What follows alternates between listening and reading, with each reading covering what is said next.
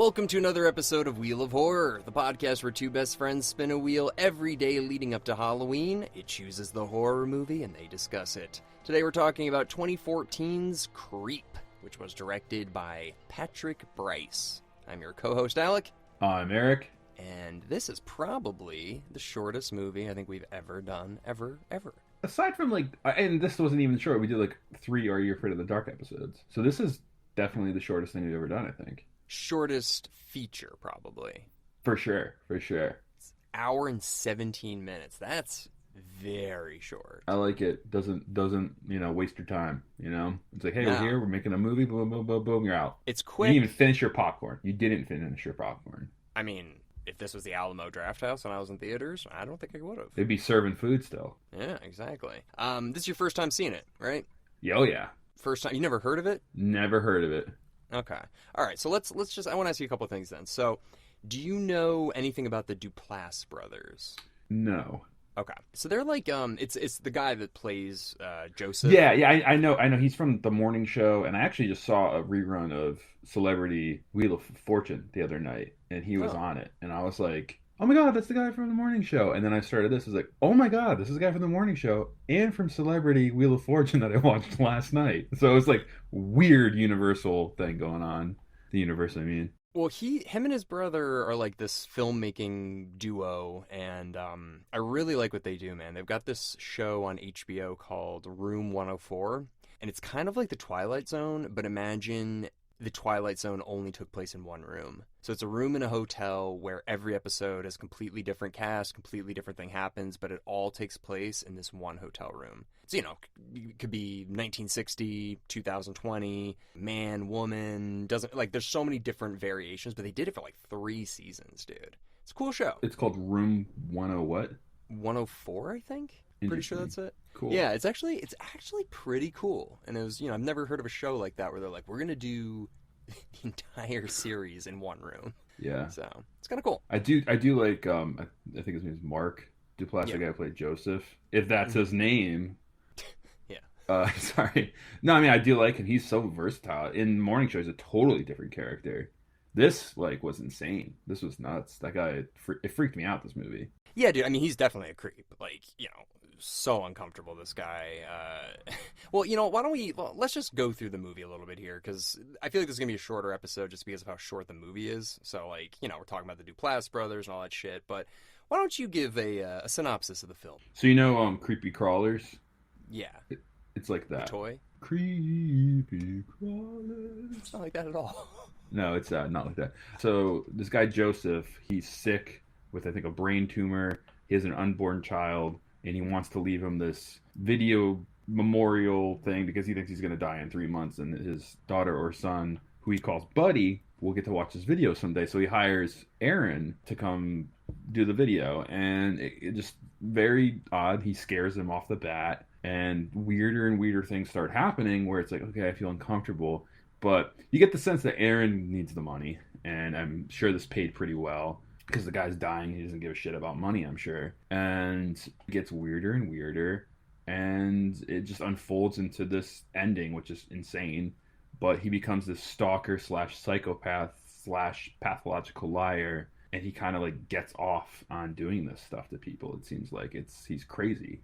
He's a creep. Yeah, so just so everybody knows, Joseph, it's a found footage film, and it starts off, it's on this one guy, Aaron, who, yes, then goes to this creepy weird house, and then he meets Joseph, which tells him about the cancer and all that. But yeah, I think, in the beginning you think this is just okay, this guy's doing a video vlog or whatever, just filming him going up there and all that stuff.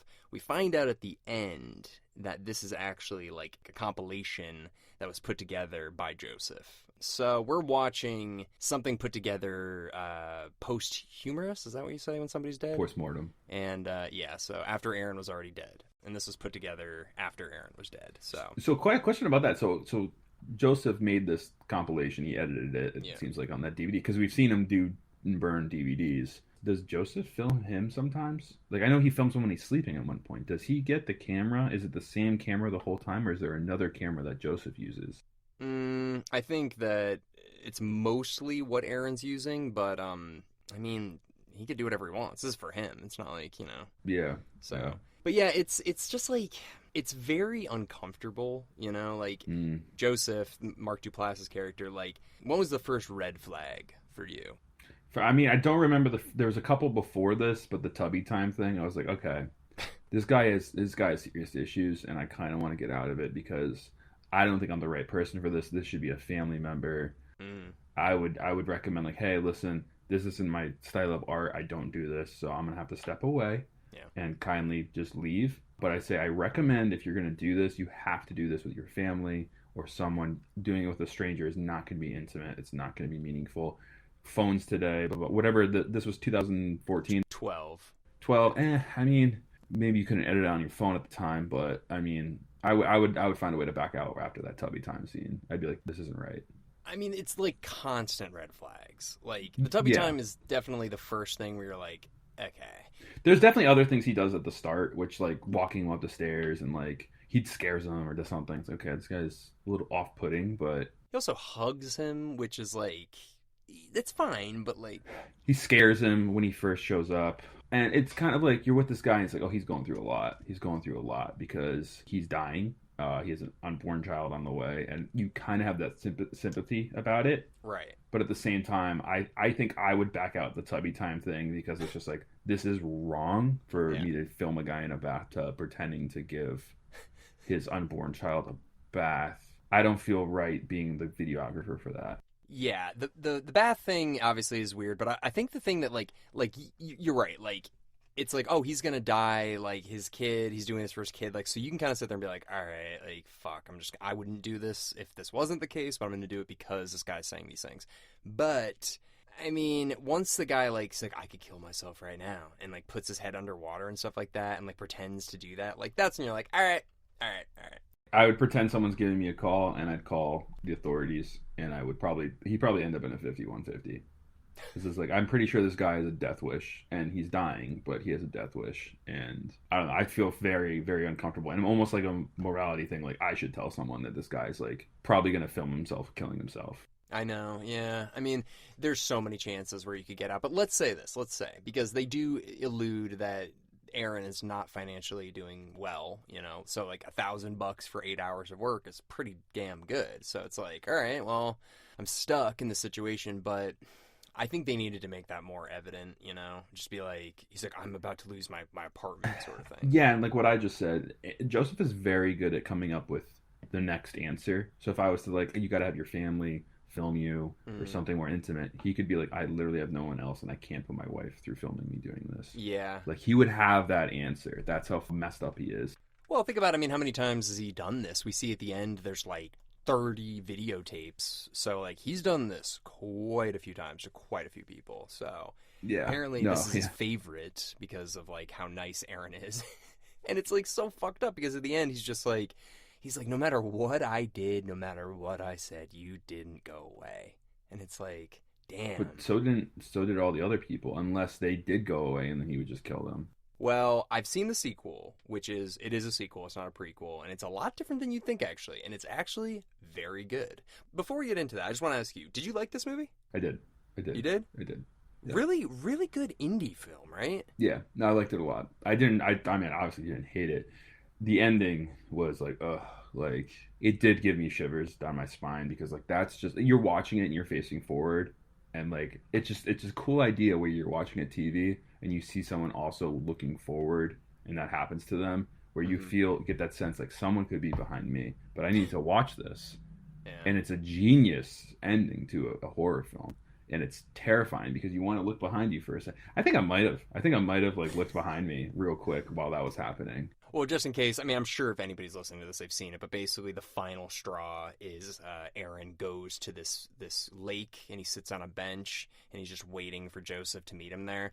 That's my problem and biggest gripe with the whole movie is that he doesn't turn around. That's why Joseph said that's why you're my favorite. Right. Because you, like, I just easily got you when I'm sure his other guys he had to chase down and stuff. Right. And I think, they had to justify that. Like, Mark and Jay Duplass, they helped write this with... The guy Aaron is the director, and he's one of the writers, too. Mm-hmm. And they're smart. They know that people are going to be asking these questions, and they're like, we got to come up with answers. So So saying, like, yeah, you're my favorite because you're so trusting that you wouldn't even turn around and look, like, yeah, it explains it. But same thing, dude, like, you're in your apartment, you know that Joseph knows where you live, you're getting these creepy DVDs, you're getting creepy wolf, stuffed animals with shit in it and all that stuff. Like, you know this is bad. I think they did a good job of making it seem like he was helpless. Like, he called the cops were like, what do you want us to do? Yeah, that was a not like half-assed version of that. I would literally go in the police station and be like, here's I need to talk to somebody. I have a feeling that there's someone out there that's dangerous. The fact that he said he's not dangerous is wrong because his phone call with Angela, I believe it was, The sister, yeah. is his sister. We don't know how she's involved, really. I'm sure the sequel probably has something to do with that. We'll do the sequel another time, but Okay. I'm curious if she really her, his sister? Is she involved? I mean, if she is on the phone with somebody, it's like, oh, is he doing the killings again? I'm curious about that story. The sequel, I don't remember if it gets into that. I don't think it does. Oh, I mean, yeah, that's what I mean. I mean, back to my point. Sorry, I completely remember what I was talking about. So, like the sister who he thought was the wife that was raped by a Right. wolf thing. Weird shit. Or a guy that dressed up like a wolf, yeah. Yeah, and it wasn't him. It's like, dude, this is so bizarre. I gotta get out of here, dude. Far away from this shit. I'd probably move if I was Aaron. I'd be like, I can't. He'd probably move. I would. I think I would. I mean, if you have no money and you got nothing, I'm out. At least move. Like, I mean, this guy will probably find you, but Yeah, if he found him already, it's not like he gave him any reason to know where he lives. He looked him up, Right, but Angela did tell him pretty much he is dangerous, so he should have told the police he is dangerous. Yeah. I have a feeling this guy is very dangerous and he's also suicidal. He doesn't do that. He says, no, he could be. And it's like, no, Right. dude, you gotta lay down that hammer. Like, this guy's a psychopath. Yeah, and then also, like, dude, clearly he's coming to your house, like, he ripped open your, the screen in your window and stuff like that, so, like, he's dangerous. Also, that scene with the raccoons, that wasn't raccoons. That was him getting the necklace back, which is creepy as hell. Right. And, like, also, like, he has a DVD that was sent to him of Joseph walking up a hill with garbage bags full of stuff. Now, granted, if this was court, he could be like, it was a joke, and those are full of turnips, like, whatever he wants to say. I don't know why I did a Trump accent there, but, he, it's huge, a turnip. No, but he, I don't know why, like, you still would be like, hey, like, he just mailed this to me.